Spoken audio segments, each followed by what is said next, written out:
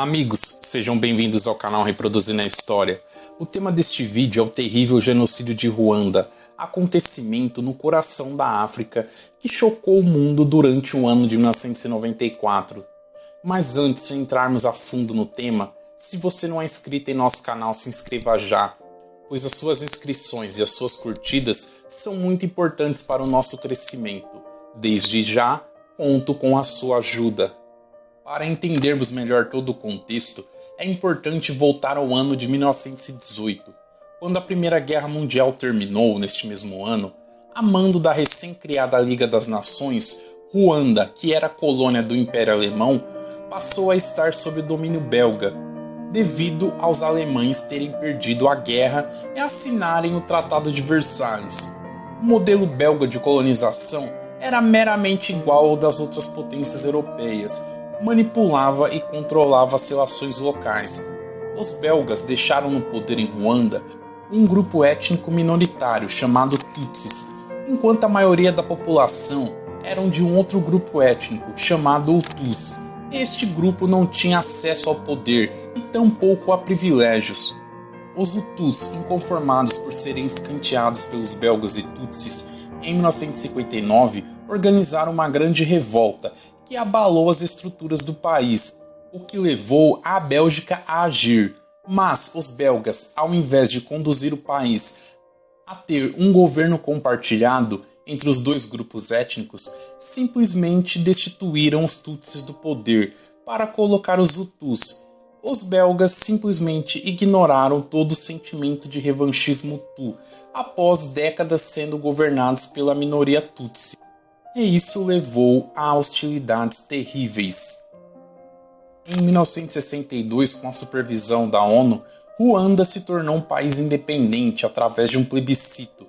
Mas, ao invés da ONU procurar corrigir o problema deixado pela Bélgica e criar um governo compartilhado entre as etnias, a ONU simplesmente fez vista grossa e deixou os Hutus seguirem no governo, o que levou o país nas décadas seguintes a uma instabilidade política gigantesca, o aumento exponencial das perseguições e da violência contra a minoria Tutsi, tentativas de golpe de Estado contra o presidente Juvenal Habyarimana, que era tido como um Hutu moderado.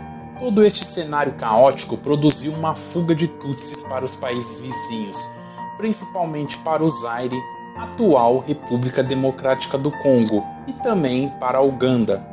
No ano de 1990, com as perseguições e a violência em números alarmantes, foi criada então a Frente Patriótica Ruandesa, que tinha como objetivo chegar à paz entre as etnias. Mas o que este grupo conseguiu foi aumentar as tensões e a violência, quando tentou trazer os Tutsis refugiados de volta a Ruanda para atacar o governo deste país. Desencadeou assim uma guerra civil que teve intervenção e envios de tropas por parte da França para auxiliar os Hutus e do Zaire para auxiliar o governo de Ruanda. Basicamente, o conflito era guerrilheiros Hutus versus governo versus Tutsis. Houveram, durante os próximos anos, acordos e tentativas da ONU para um cessar-fogo, tentativas de se ter um governo moderado, mas as tentativas falharam completamente, mesmo a ONU enviando a UNAMIR, sigla em inglês para Assistência das Nações Unidas para Ruanda. Todos já ouviram aqui este ditado: o que é ruim pode ainda piorar.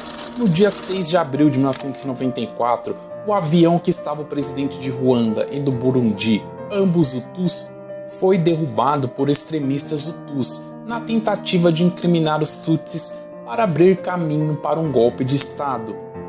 Este ato foi o estopim para o aumento exponencial da violência no país. Os Tutsis e os Hutus moderados foram extremamente massacrados pelos extremistas, o que levou à queda do governo e inúmeros refugiados para o Zaire. A Frente Patriótica Ruandesa agiu logo em seguida, tentando retaliar os extremistas Hutus que estavam no poder. A ONU, por sua vez, tentou, através da UNAMIR, mediar o fim das hostilidades, porém sem sucesso. pois a Frente Patriótica Ruandesa se negou a negociar com os extremistas Hutus devido à sua organização de governo e à persistência dos ataques violentos contra as minorias. E foi neste cenário de completo caos que em abril de 1994 o genocídio foi organizado de maneira cruel e meticulosa pelos extremistas Hutus, através da milícia Interahamwe. Os extremistas fizeram listas com os nomes de seus opositores e dos familiares dos seus opositores. Criaram uma carteira de identidade que revelava de qual etnia o cidadão pertencia, com o objetivo claro de promover uma limpeza étnica. E para semear mais ainda o ódio, os extremistas usavam o rádio e os jornais para propagar ainda mais violência. O recado era: vamos eliminar as baratas. Vizinhos matavam vizinhos. Em alguns casos, maridos matavam as suas esposas tutsis, temendo serem mortos pelos extremistas. Muitas mulheres tutsis foram encarceradas, mantidas como escrava sexual e depois de algum tempo eram executadas, algumas com golpes de facão. A fuga dos tutsis era dificultada devido a bloqueios nas estradas. Nem mesmo em igrejas estavam seguros, pois muitos padres foram acusados de entregar refugiados aos extremistas Hutus. O saldo estimado deste horror foi que em quase 100 dias, de abril a julho de 1994, entre 250 mil a 300 mil mulheres foram estupradas. Estima-se ainda que cerca de 70% da população Tutsi foi morta em Ruanda, números que rondam aos 800 mil mortos. Porém, algumas fontes dizem que os números podem chegar aos aterradores 1.100.000 mortos. O genocídio só terminou quando, em julho de 1994, a Frente Patriótica Ruandesa, com o apoio do exército de Uganda, tomou a capital Kigali e depois o governo extremista Hutu. Um novo governo repartido foi criado, Pastor Bizimungu como presidente e Paul Kagame como vice. Kagame, em 2000, se tornou presidente e continua até os dias atuais. Como consequência da troca de governo, muitos Hutus migraram para o Zaire, como já referido aqui, a atual República Democrática do Congo, tendo implicações diretas em 2 décadas de conflitos naquele país. Por muito tempo, o governo de Ruanda acusou a França de proteger o governo dos Hutus e de acolher alguns extremistas em suas zonas de proteção que foram criadas através do Tratado de Arusha. Até hoje, as relações entre os países, digamos França e Uganda, não são a das melhores.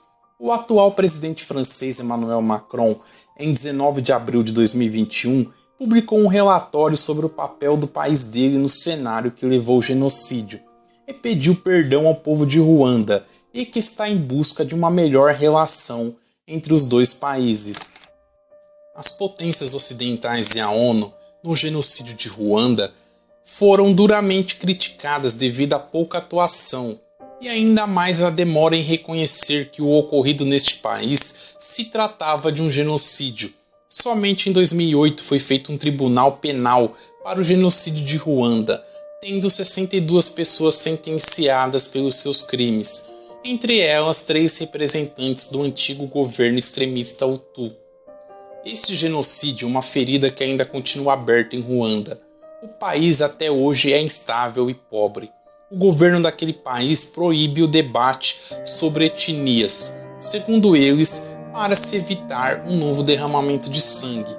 Mas alguns críticos dizem que esta medida impede a real reconciliação e que esta medida também é muito superficial e paliativa, pois estão somente tapando o sol com a peneira. Se você chegou até aqui, se inscreva em nosso canal e acione o sino das notificações e dê um like neste vídeo. Desde já, muito obrigado a todos vocês e até o próximo vídeo.